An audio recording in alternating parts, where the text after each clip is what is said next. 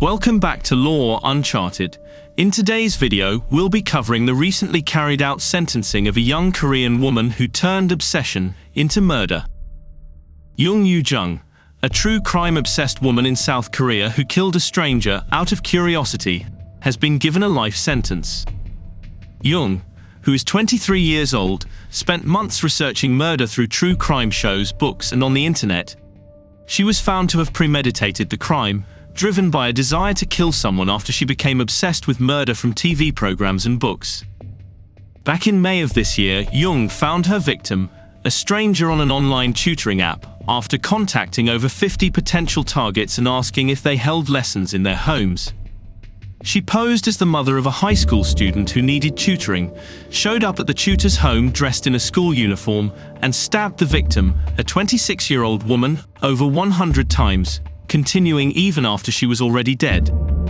She then proceeded to dismember the victim's body, packing parts of it into a suitcase and changing into the victim's clothes.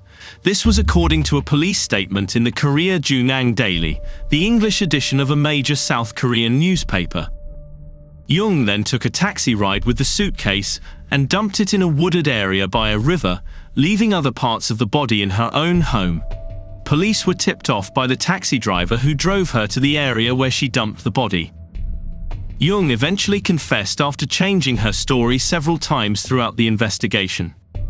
She initially denied the accusations, then said she had only moved the body, and later said she had killed the victim during an argument.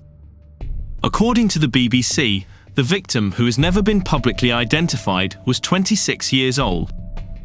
Police also said her browsing history showed that she searched how to kill and ways to get rid of a body in the months leading up to the murder.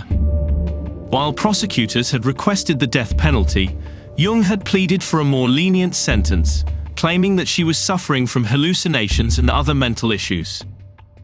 On Friday, the 24th of November, the judge at the Busan District Court said that Yoo-jung committed the murder, despite not knowing her beforehand for her own perverse reasons. They also said the crime incited a general distrust in the South Korean community. The court said, the crime was carefully planned and carried out, and the defendant's statements have frequently changed, thus it is difficult to accept her claim of mental and physical disorder.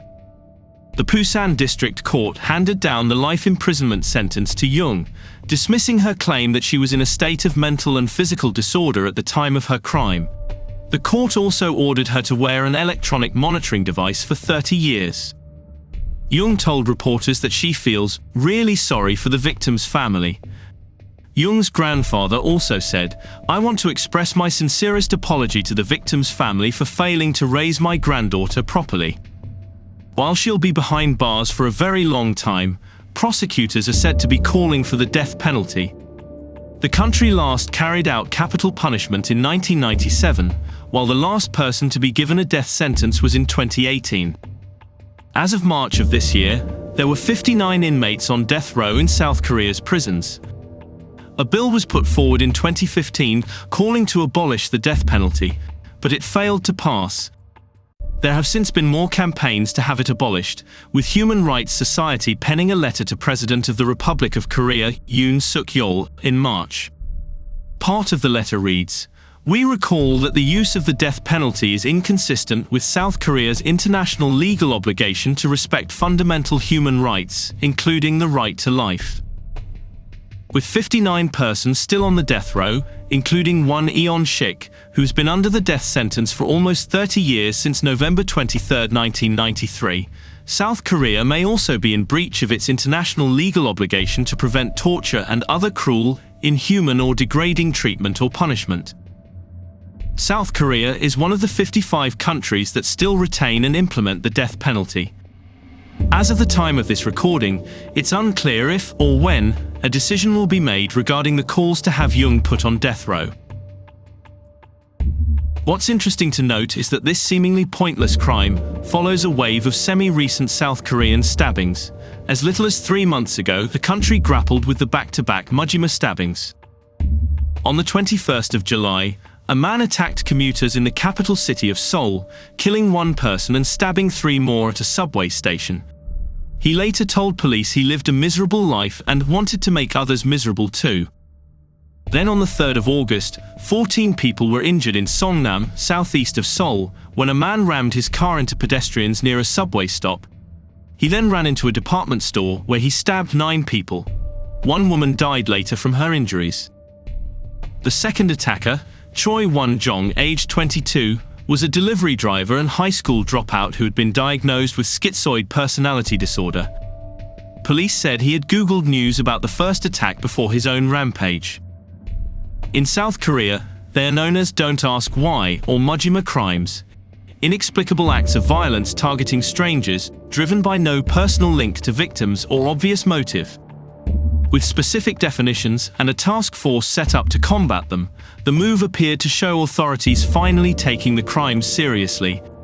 In the first half of this year, police recorded 18 Mudjima acts. While overall data shows no rise in violent crime, South Korea last year in fact recorded its lowest rates in a decade. The recent stabbings have driven the perception that Mudjima acts are more common and society more dangerous. Experts reiterate, however, that South Korea remains a very safe country. Their homicide rate, down to 1.3 murders per 100,000 people, is half the average of OECD nations and less than a fifth of America's murder rate, and there are strict gun controls. Experts have pointed to underlying social pressures in South Korean society, from unstable job prospects and housing to a continued stigma around mental health and a lack of support services. These issues seem to stem from a young age too. Evidence suggests that South Korean schools tend to have a large bullying problem, bullying that occasionally tends to go way too far.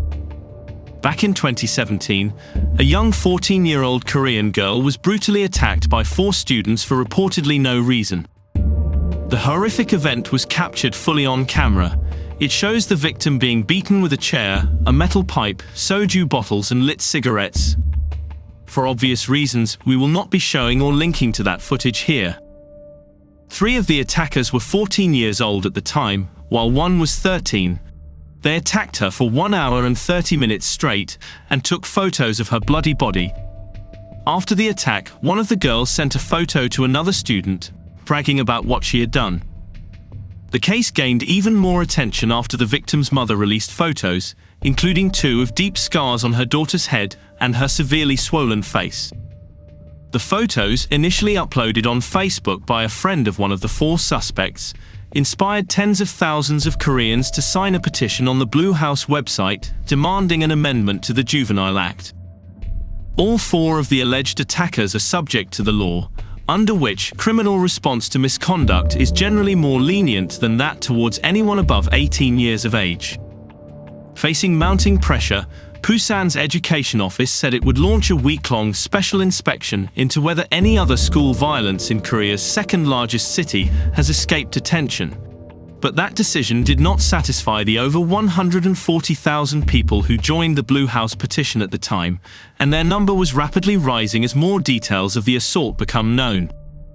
The screenshots of the leaked conversation between the suspects and a friend were posted to a community group page for Busan's Sahar district, where the beating took place, quickly spreading to other local portal sites from there. Busan police said they were already aware of the incident, and that a pre-trial detention warrant had been requested for the 2 14-year-olds who inflicted the most damage. The other 2, ages 13 and 14, were booked without physical detention. Under South Korea's Juvenile Act, which covers anyone from 10 to 18, those from 10 to 13 are protection cases who do not face criminal trials. Instead, a family or district court's juvenile department hands down one of 10 rulings, which range from consigning the juvenile to his or her guardian to transferring the person to a juvenile reformatory for no more than 2 years. The most severe level of punishment a juvenile can receive is 15 years in jail, which normally corresponds to a conviction that would carry the death penalty or life imprisonment if it were committed by an adult. Koreans continue to remain furious at the current juvenile law system and send encouragement and support for the victim and her family through the victim's mother's Facebook. While some argue that the teenage brain isn't fully developed and may not fully comprehend consequences, the level of brutality displayed by these teenagers suggests a deeper problem. It's a stark reminder that some individuals may be beyond redemption, and should not be part of society. Jung In's story serves as a heartbreaking example of the devastating impact of bullying and violence on young lives. We must continue to address these issues and work toward a safer and more compassionate environment for all. We hope you enjoyed this episode of Law Uncharted. If you haven't yet, we'd greatly appreciate if you give this video a like and subscribe to the channel. Let us know in the comments if you've subscribed and we'll be sure to get back to you. We hope to see you next time. Bye for now.